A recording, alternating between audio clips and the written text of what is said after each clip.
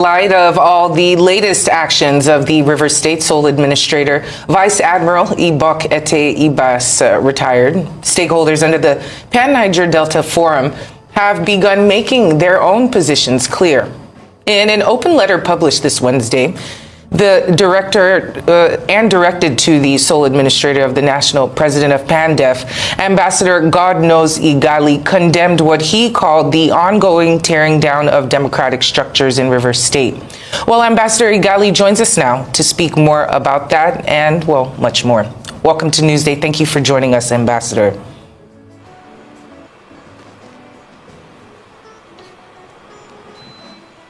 Good afternoon. Good afternoon. Well, given the recent reports of the Federal High Court restraining the sole administrator in River State for making these appointments that we talked about in the intro, what is your own understanding of the legal standing of these appointments and, well, the repercussions thereof? Well, thank you very much. Not going to get into too much legalities and constitutionalism of some of these actions, but primarily is the fact that the sole administrator came as a result of a declaration, a gazette that was published on his activities, on his functions. Then secondly, there was a National Assembly resolution that gave him the power to go and operate. And in both of those documents, no place was it written that when he takes office, the structures of governance, the institutions of democracy will be stripped, will be taken away, and that the sole administrator will begin to exercise imperial powers, powers that were even the president of the country does not have. Powers that can tear everything apart. Let me say this, one of the most critical issues in any country is to build institutions. What keeps democracy to go on and what builds nations are institutions.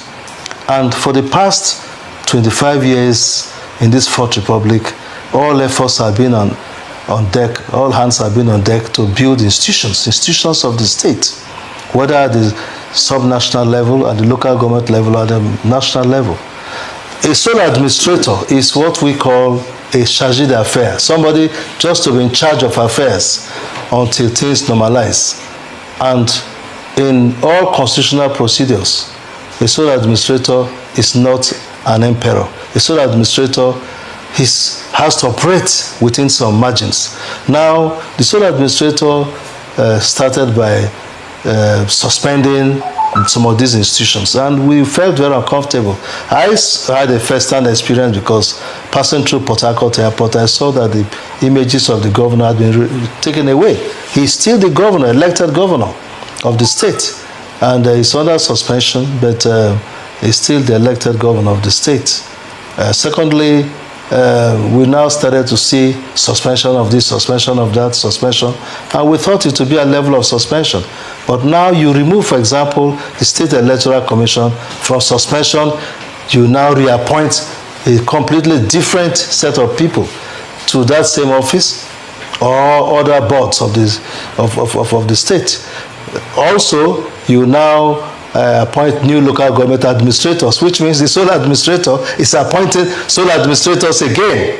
Listen, this is a country where we are trying to build institutions. The civil service structure of the country is well formatted to hold the brief when we have such cases. We had a case where President Buhari came into power and for 6 months did not appoint ministers. He said, in fact, Buhari declared, I want to work with permanent secretaries if I have my way. Only that the Constitution debars me from doing that. President Tinubu himself did not rush to appoint ministers, and the country went on. There are structures in place in the local governments, which the sole administrator, is he a permanent sole administrator?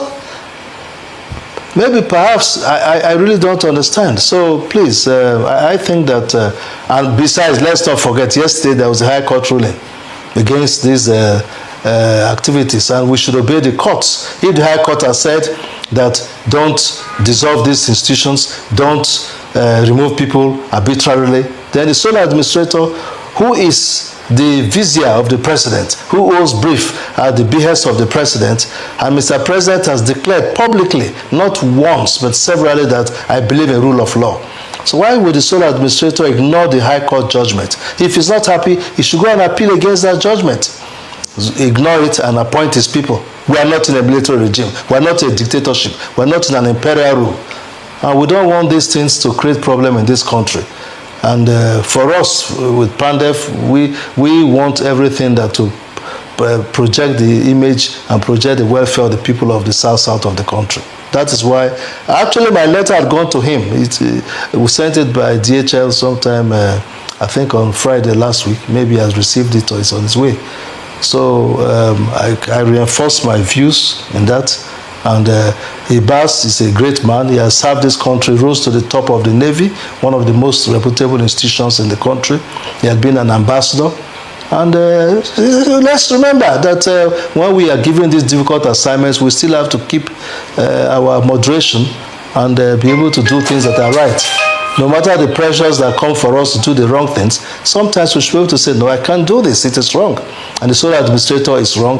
And all Nigerians of good conscience, all Nigerians of goodwill, all Nigerians that love this country should say when that this is a wrong step taken, and it should be reverted, it should be redressed.